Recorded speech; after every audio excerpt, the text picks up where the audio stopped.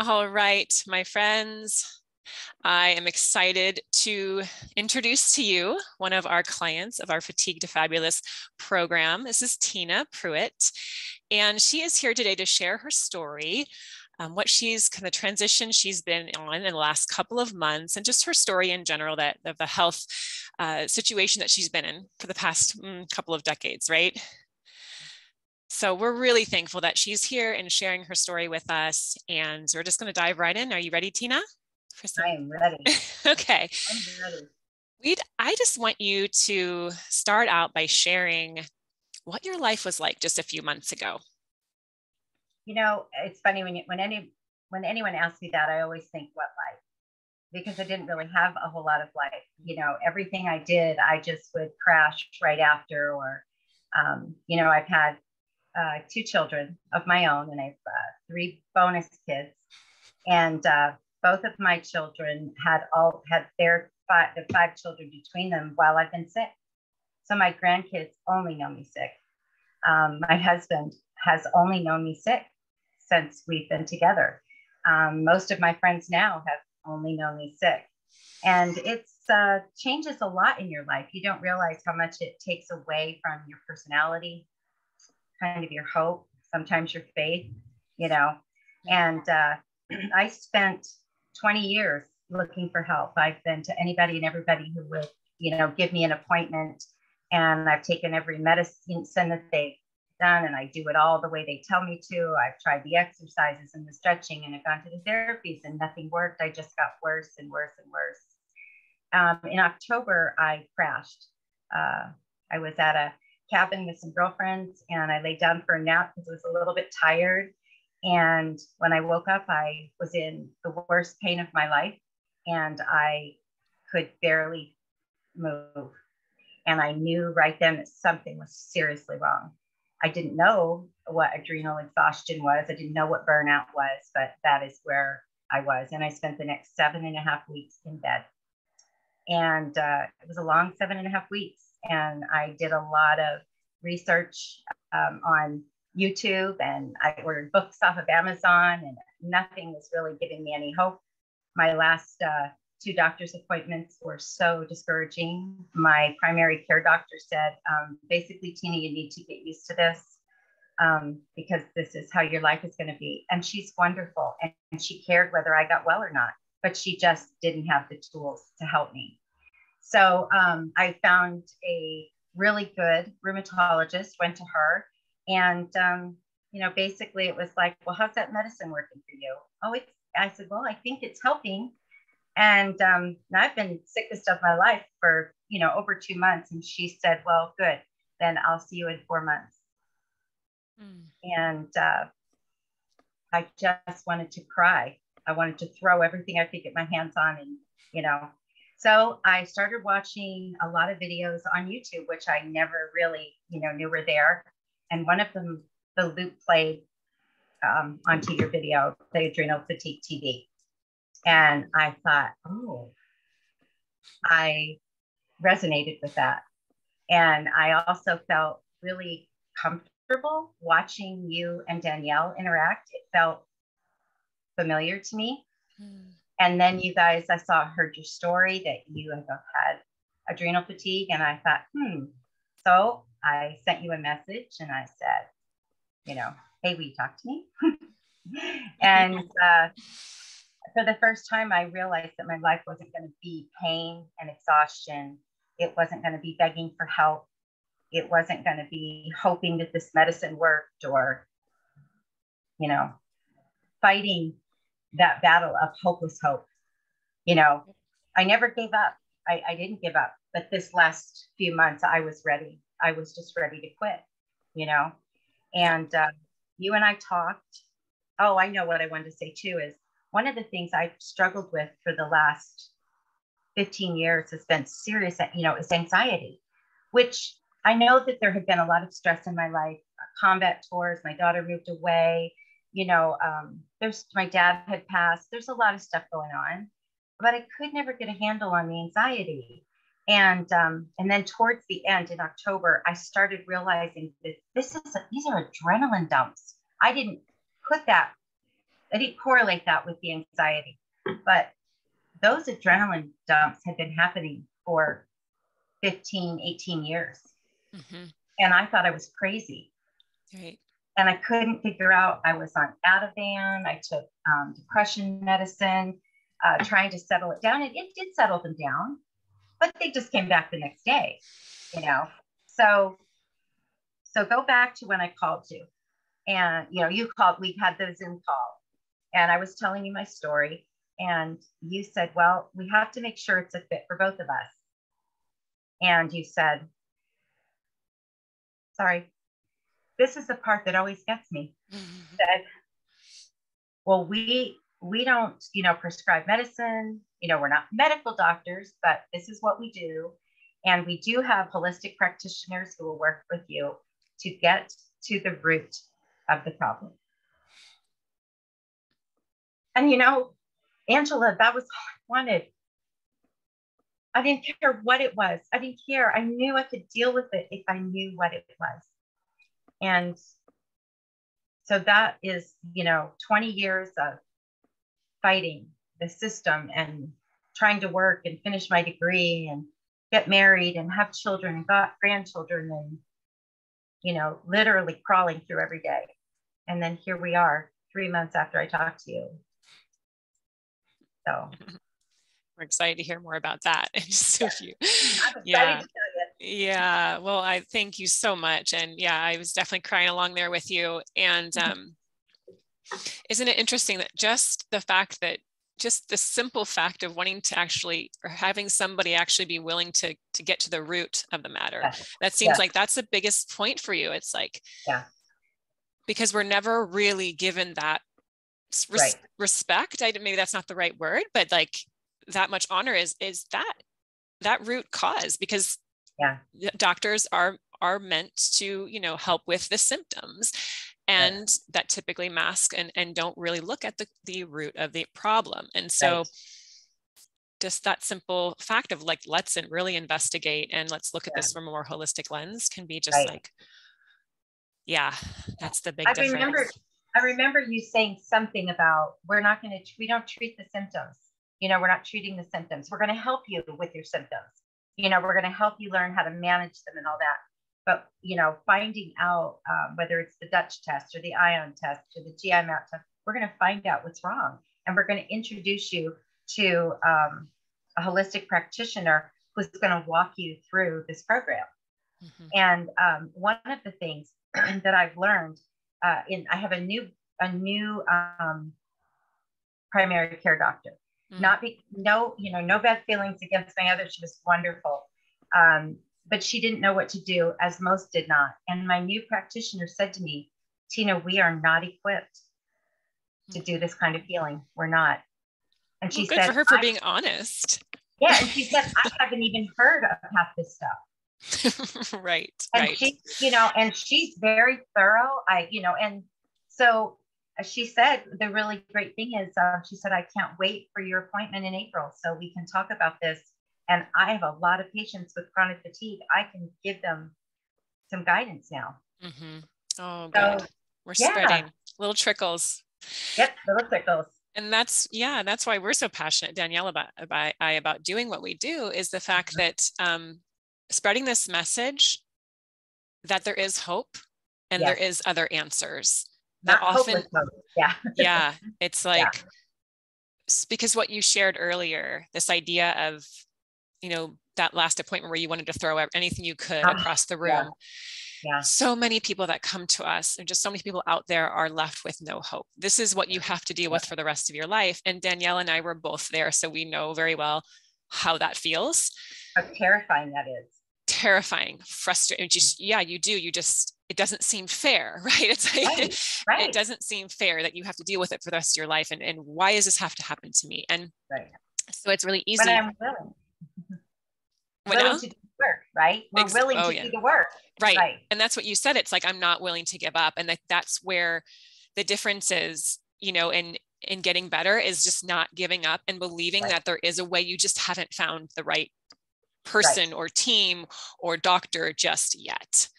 You know, and that's a lot of what I talk about with mindset, right? It's like, I'm not there yet, but right. I feel that But it's I'm coming, getting or there. I want to believe that it's coming. Even if you don't believe it, you can start to just reframe and shift your And perspective. that changes so much. The reframing, that was really helpful for me because I always tried to reframe it, but after 20 years, it's difficult to reframe. Okay. You've reframed over and over and over, and then it just gets to be where you just do it, and then you crash and you just say, well, this is just how it is. Right. Right. Yeah, absolutely. That was the biggest barrier for me, is just not knowing. I didn't know anything about pacing. I didn't know anything about having a plan for my day. Like, I would try to do that, but I didn't know how to do it. I didn't know what that meant. Yeah. So you're talking about barriers. So the biggest barrier was, you didn't have the correct guidance, right? Or Right. experts that really knew what was going on. Right. And then no maybe another diagnosis. barrier, no plan in place, right? Like if we had no plan, it's really easy to get overwhelmed with all of the things that you have to do, right? Because there's diet involved in there. There's detoxification. There's, gosh, I got to get my sleep. And they're telling me I have to get my sleep, and I got to sleep the right hours. I got to eat these things, and I got to stop eating these things. And there's just so much that can really overwhelm you and keep you completely stuck. Yep. And then they don't see you for 4 months, and then they don't see you for 4 or 6 months. Mm-hmm. And I knew that I needed more than twice a year, to help with that. So something else I had written down was about the blood work.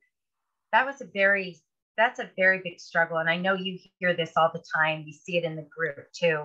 But my blood work is normal. So they send you home and say, well, really, maybe just watch your sugar, maybe, and but everything else looks good, Tina. So, and that's very deceiving, because that's the only way we know how to kind of gauge where we are. Right. And that's where a lot of, and when you're looking at, blood tests is really what we're going off of, right? Most of the time. So we like to say, and you've heard us say this lots of times, Tina, throughout the last couple months, but that blood can really only show one house. If you think of of your hormonal picture, it's like the blood test can only really show, only get clarity on one room of the house. And there's so much more complexity going on there that's at play, that we really have to dig deeper on. Even just thyroid panels in general, there's more markers that a naturopath or a functional medicine doctor will look at when they're looking at different tests for the thyroid as well. So just something to, just educate you all on, is that those blood tests are a great place to start. If you haven't had, start there for sure. But there's so much more to investigate there. I was also told my hormone levels were fine. I wasn't able to get pregnant. I had, all the adrenal fatigue symptoms, hypothyroidism, hypoglycemia, extreme fatigue, all of the things, right? Horrible allergies. And I was told my hormone levels were fine, and I just needed to take longer than a year to try to get pregnant, and just kind of keep doing things. There's not really anything you can do. We're just going to wait and try. And I could have easily gone down, a very different route in trying to get pregnant. And it was just, same kind of story with like you, it's like, as soon as I found my team, as soon as I found my people, which for me, it happens to be one of our doctors on our team, who now you're working with one of her associates. It's like, once I was actually given a diagnosis, once I was given a clear plan and picture, it was like months, that I was pregnant, had the most healthy pregnancy and imaginable. And then I never went back. So it is possible, my friends.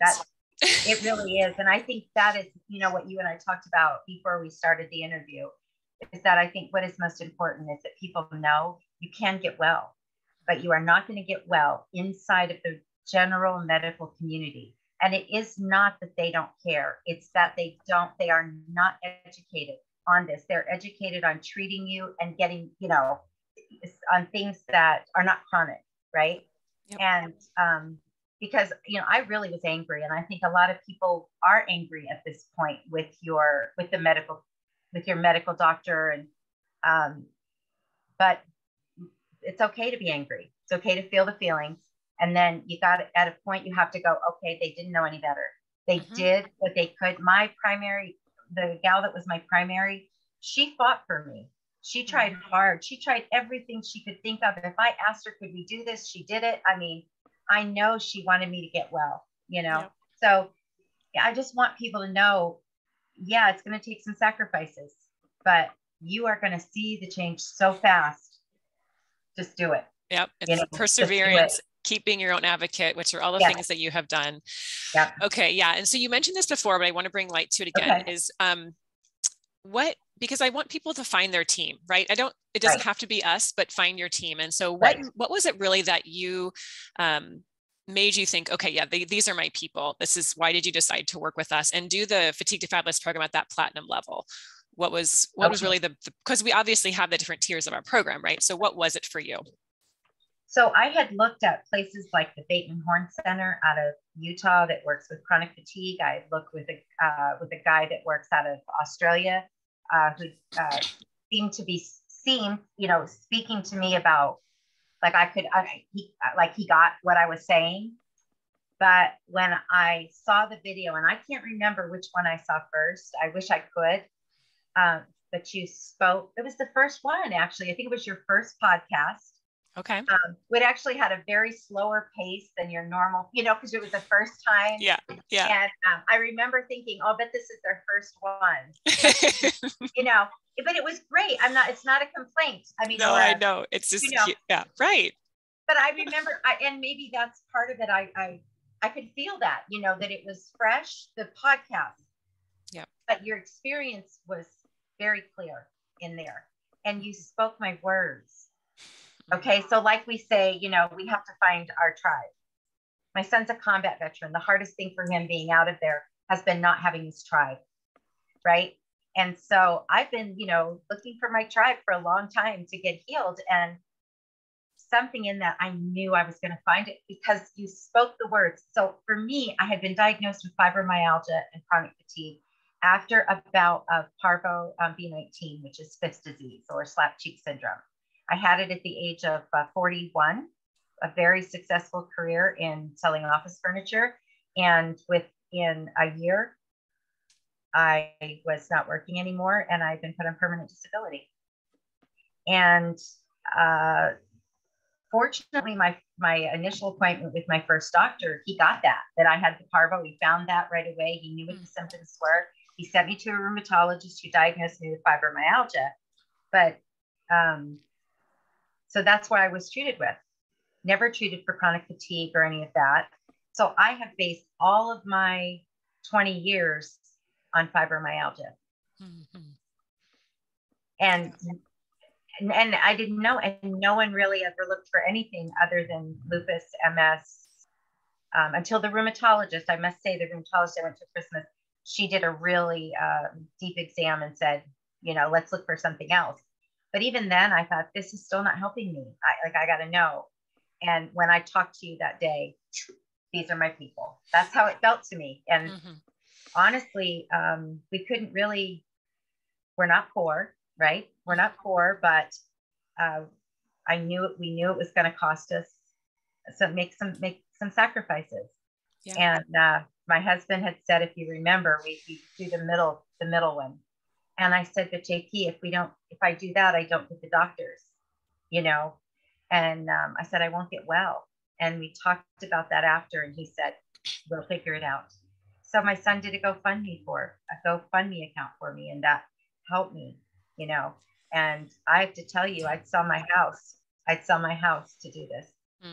Now, it's not that expensive, people. It's not that expensive. When you're talking about your life, like you said, you had no life before this. That was just, heartbreaking, but so true. I felt the same way. Yeah. And how much money have I spent on supplements? Right. And doctors' copays and my insurance, and it never helped me. Mm-hmm. So take it and put it into this. And I'll tell you, we have figured it out. So, Yeah. Now you can have your life back. Here you go. After 20 years of trying to figure it out. I mean, that's worth everything in gold, right? Yes. Yeah. So let's talk about that a little bit. So now that we've heard your story, kind of where you were at, You chose to do the program. So for those who are interested in, if they feel like we might be the people for them, like what is it about our system that's been the most profound, maybe things you didn't expect, maybe things you expected but have gone right. So anything you want to share? That is a really good question, because the thing about it is, as are probably most people who are watching this, I'm a very driven person. I have a very type A personality. I like to get in there, get it done. Let's do it right now. And I signed up right before Christmas. Yeah, right. Me too.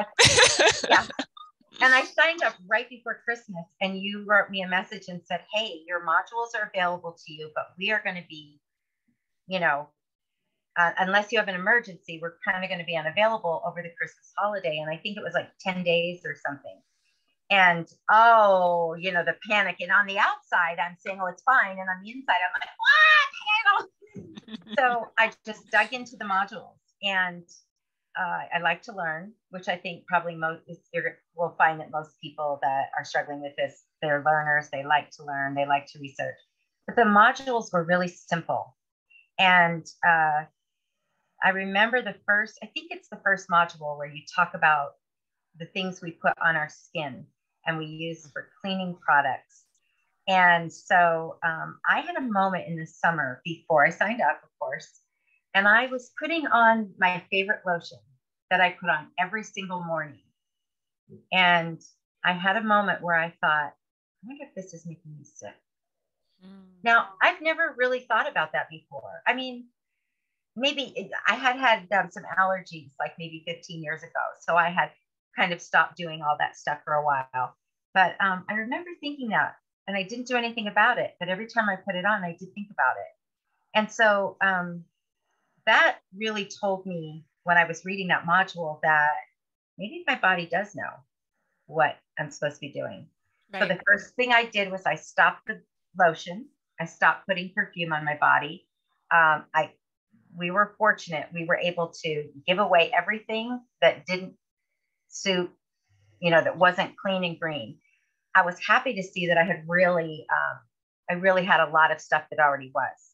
So I think for me, a lot of my struggle was the perfume and the lotions that I put on every day. And I love that perfume. I miss it. But it's not worth my life. Right. And you can, I'm sure, you've addressed in other things, how that affects your endocrine system, right? Mm-hmm. Yep. Just the load too. Yeah. On the extra stress and things that aren't natural on your body. It's a foreign substance. So I went through all my makeup, and I said, all right, fine. I will only wear makeup. Well, I didn't have the energy to do that anyway, but, I had said, I'm not going to wear any makeup. I'm just going to wash my face. And, my aunt makes soap. I use her soap. It's honey and oatmeal soap that I use on my skin. And then we changed then I think one of the next things was I went into the food. And so we said, all right, we have a GoFundMe. Let's just buy everything that's on this meal plan. Mm-hmm. And so we did. And it crowded out the bad stuff out of our pantry. And it was mostly staples. And that was the thing. It was worth that initial investment of like $200 to get those basic things, because from there, I just built on everything. And then we didn't bring anything in the house that wasn't part of my meal plan. Mm-hmm. That's how we did it. And I mean, I know how sick I was, that I knew I had to do it 100%. So by the time I got to you, I'm sure you remember, by the time we started in January, I was like, come on, now listen, Angela, Danielle, listen.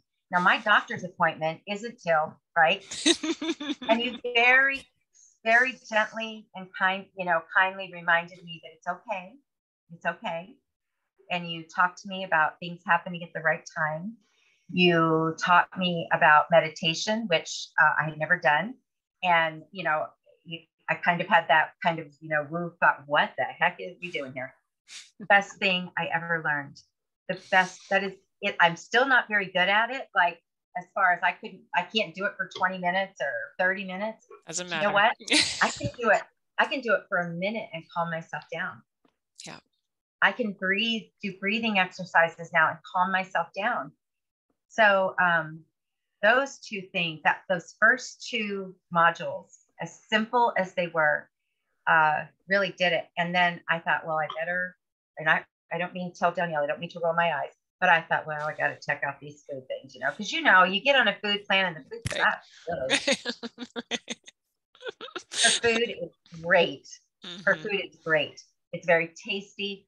And so it turns out that I didn't necessarily do the exact meal plans, but what I did is I took the meal plans and I learned what I could have and what and we made our own out of her. And I took her ideas and I just changed them enough to make them right for us. Exactly. And my husband eats them too. And he's like, this food is good. Like, you don't feel slighted and, deprived or no, not at all. In fact, it's kind of surprising because I would go, oh, I'm hungry. Oh, I know I want something to eat. And then I would go, no, that's habit. I'm not hungry. I was full. Wow.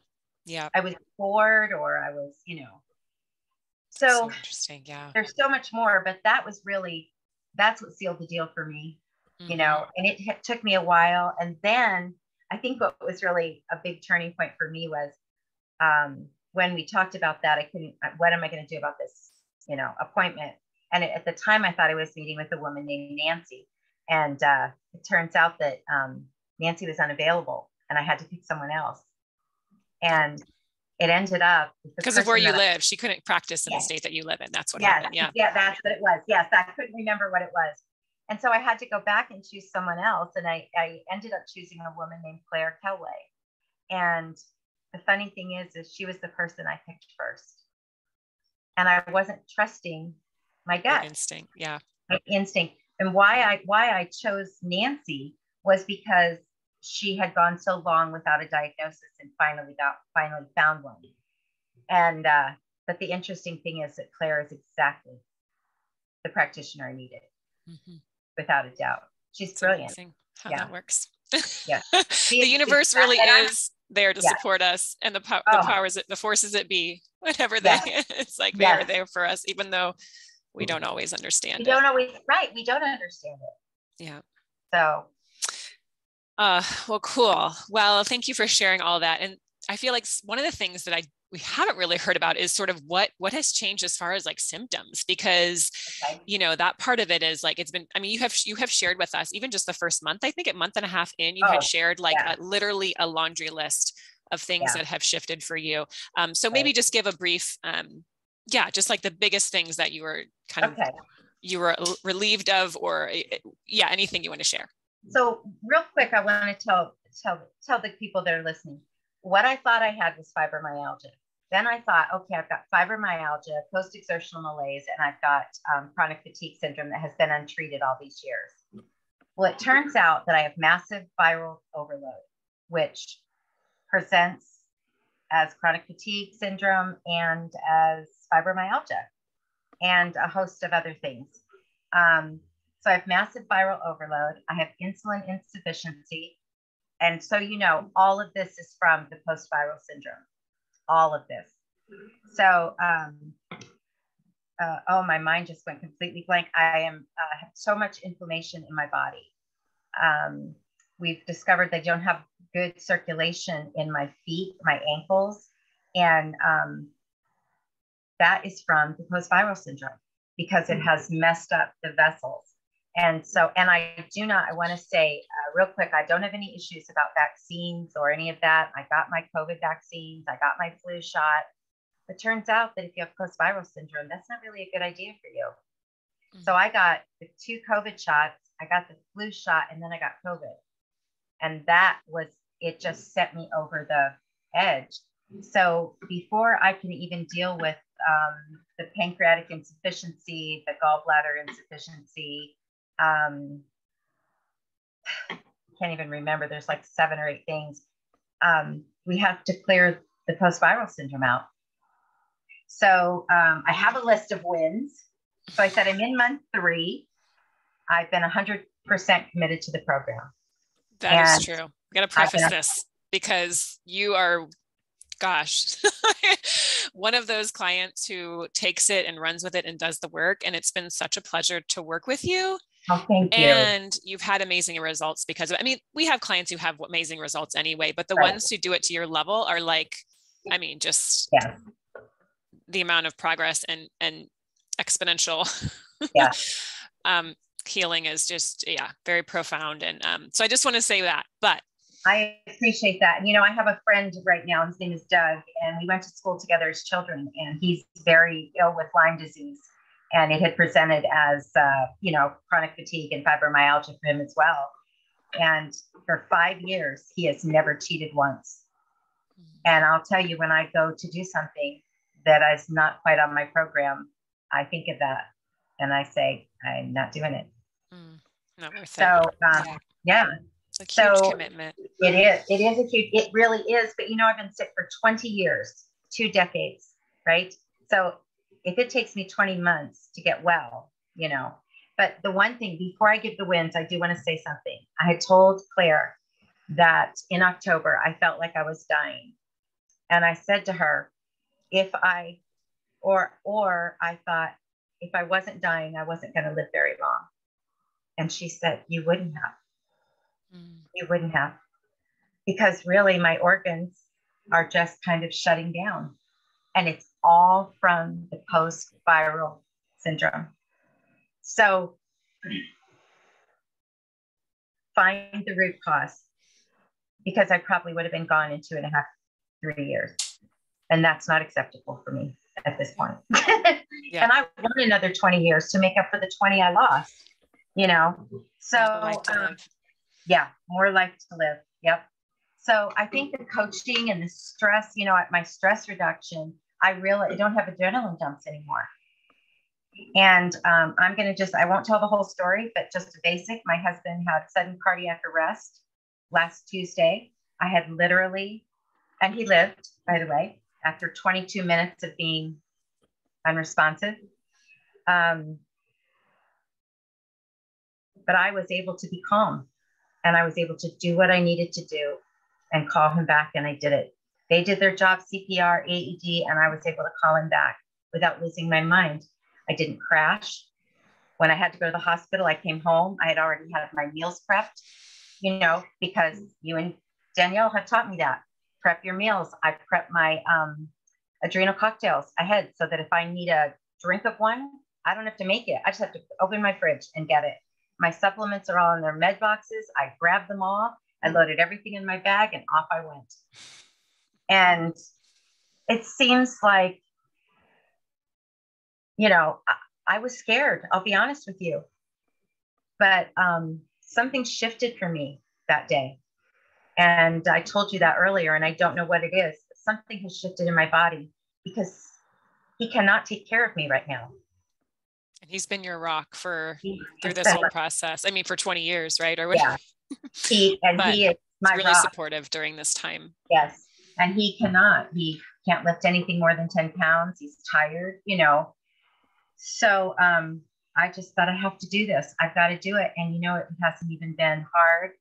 It's been so easy. And my sleep has changed. I've struggled with sleep for so long. I was on a lot of stuff trying to get to sleep. Well, I go to sleep at 9 o'clock now. My husband goes to sleep at 9 o'clock. And I do take one sleep med. I'm off 4 different things that I was using to help me sleep. I'm off of those.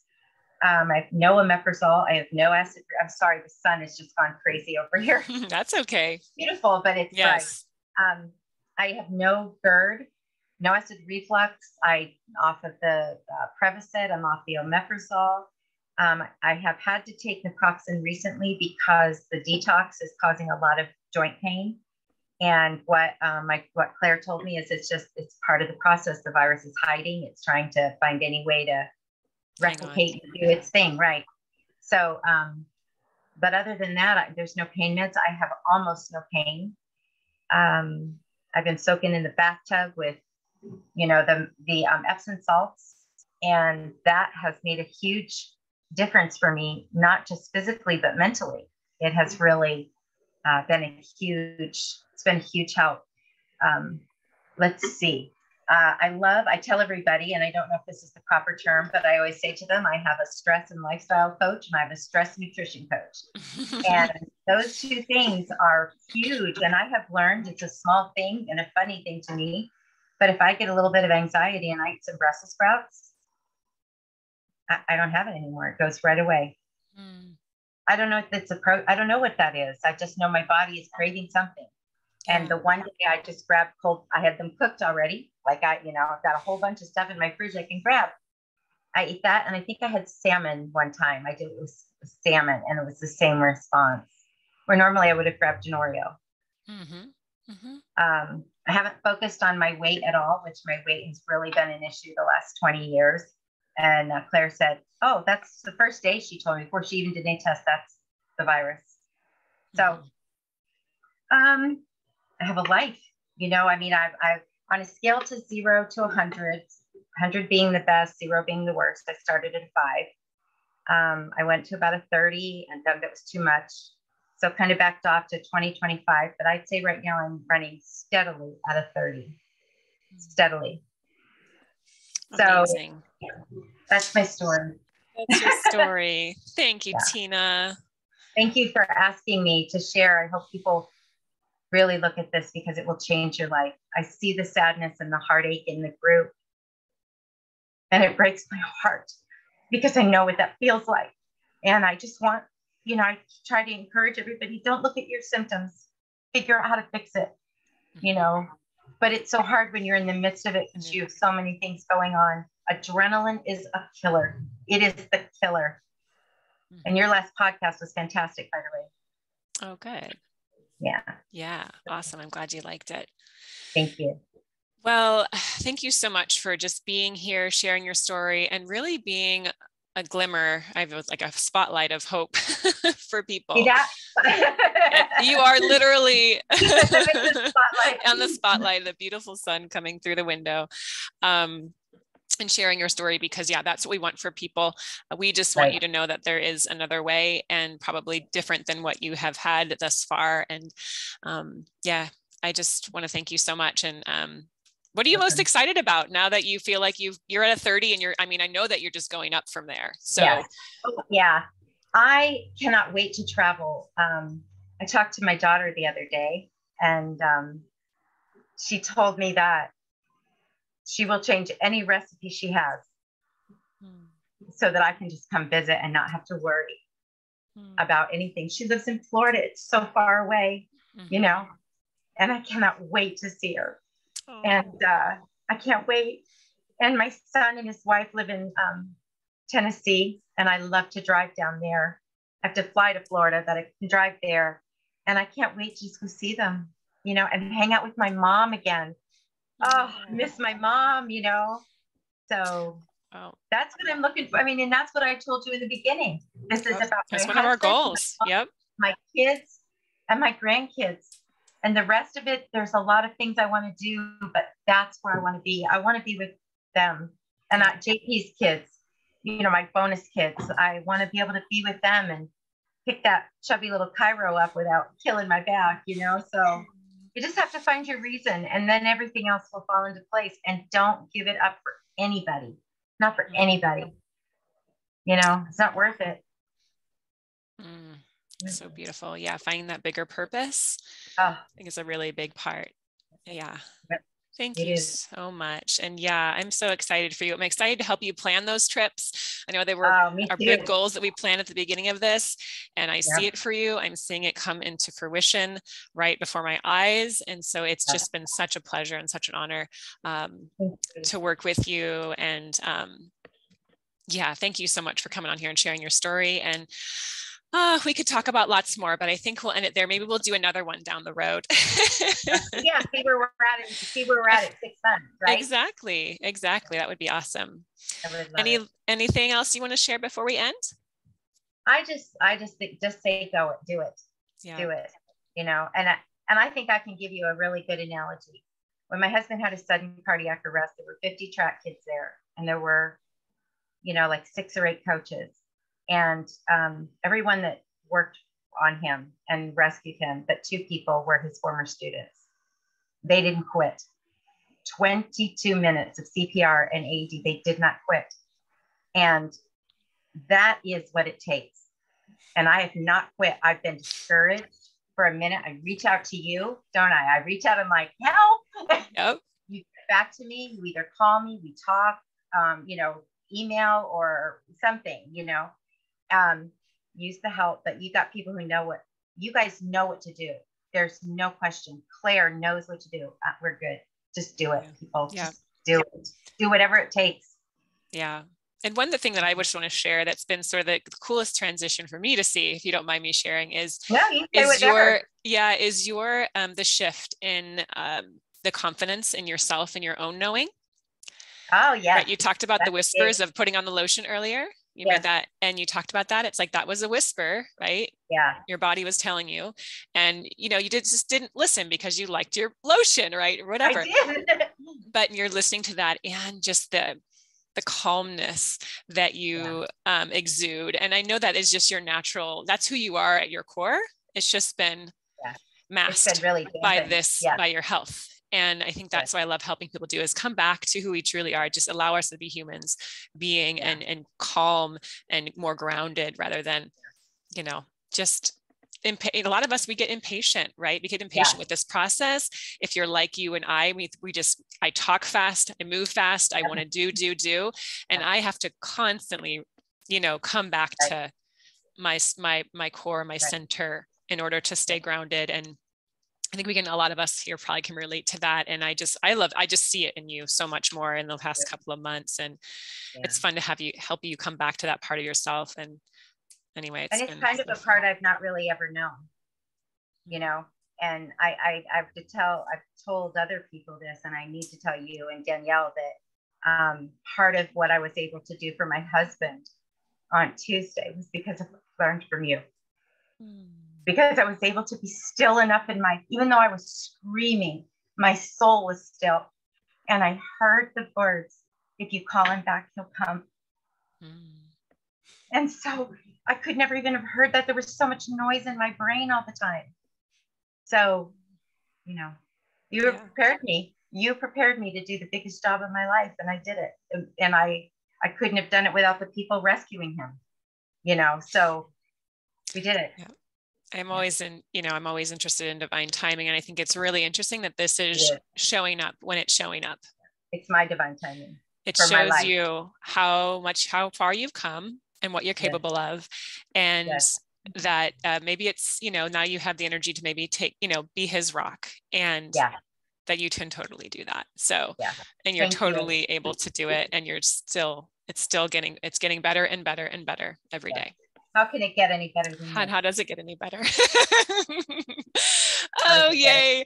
Well, we went longer than we wanted to, but such a good conversation. No, this is lovely. Thank you so much again. Thank you all for watching. If you're here still at the end, thank you for watching. And if you have any questions, we can continue the conversation. This is going to be a post right in the Facebook group. And so feel free to ask Tina any questions. She's really open to sharing, and we can continue the conversation and keep the hope building. And y'all have a beautiful day out there. Bye, Tina. Much love. Bye. Send JP some love for me. Okay. Bye-bye. Bye, everyone. Thank you.